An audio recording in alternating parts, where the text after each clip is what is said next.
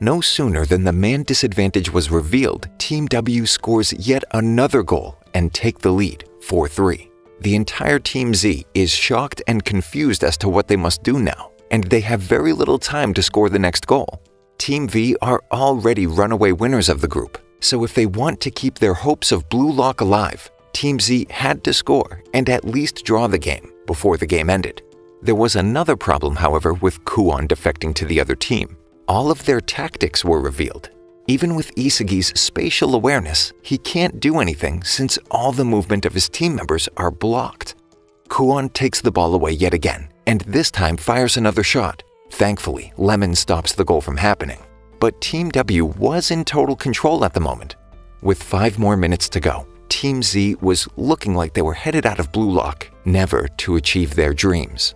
Chigiri gets frustrated at himself. He remembers the time back in his childhood when he used to have that hunger in him as a striker. When he was younger, the Wanima brothers arrived at his school claiming to be the next hotshots in football, so he had to show them, with his skills, how he was superior to them. His speed was something else, and his close control made him a formidable force.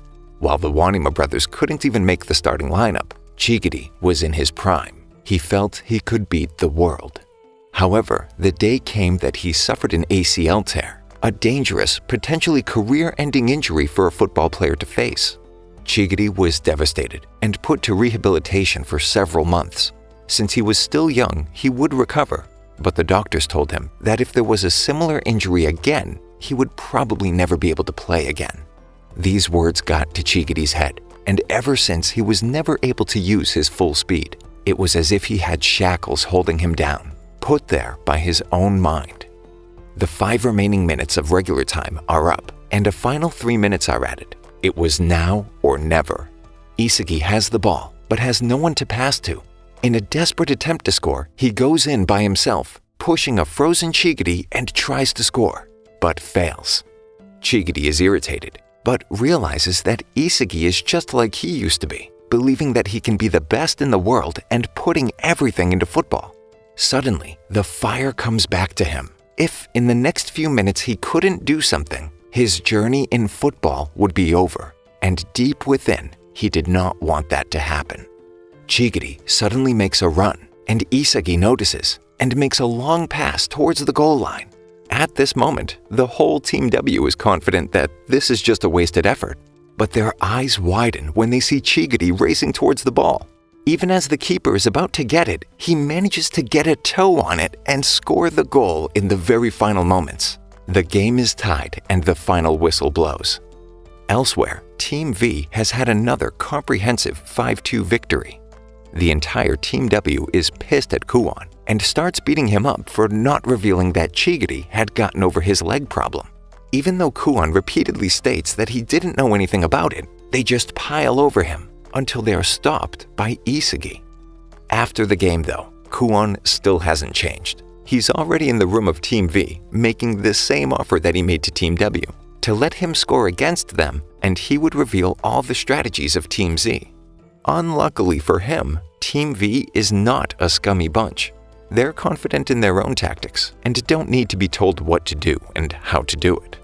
The next team meeting starts off with bad news. Team W had drawn their game with Team Y.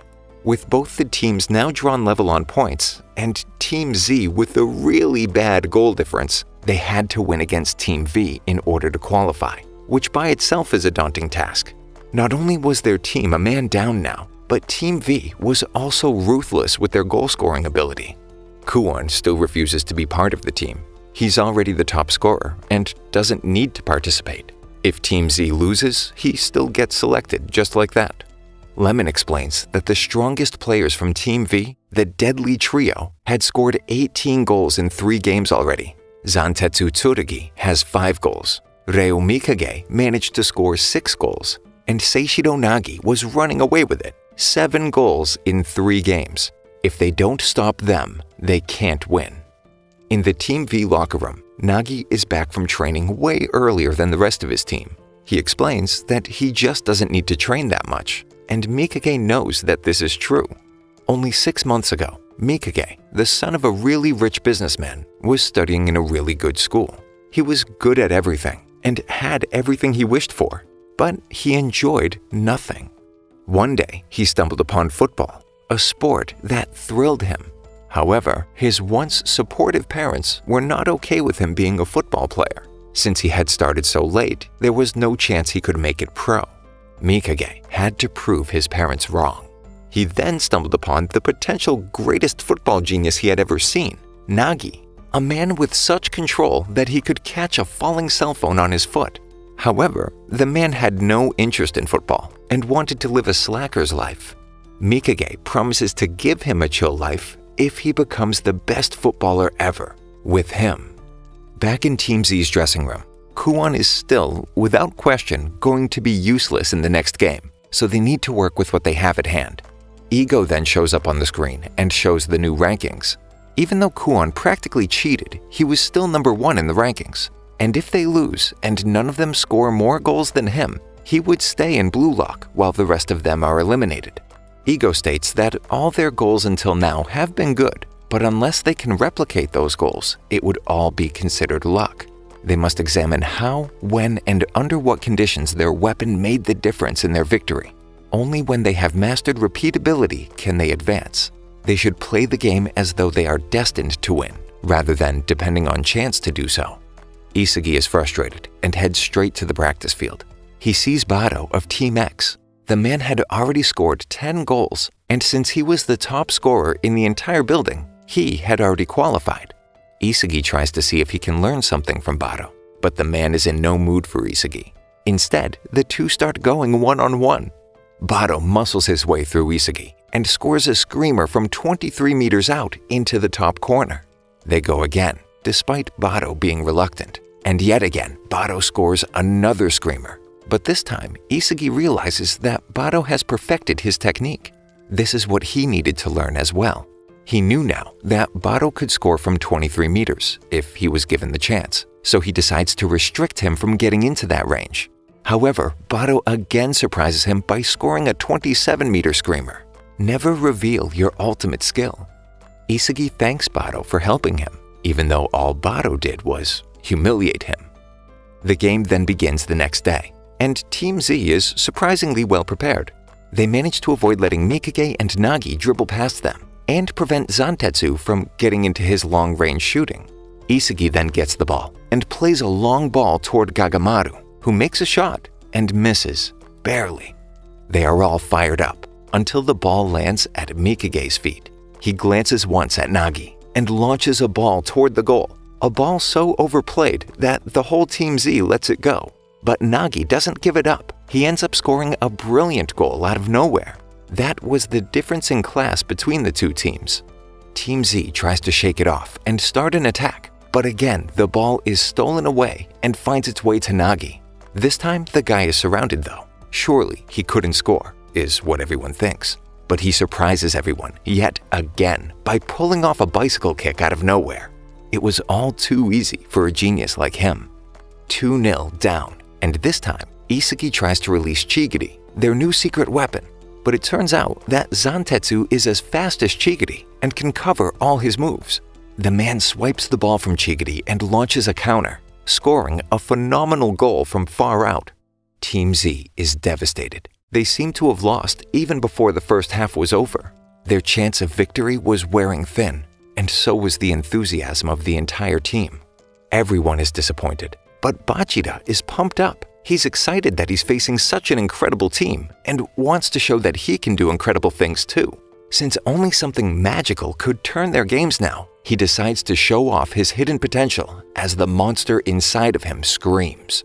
Bachida gets the ball from Isagi and dribbles past everyone on the field. He amazes even the opponents with his skills and scores with a Rabona in this pressure situation.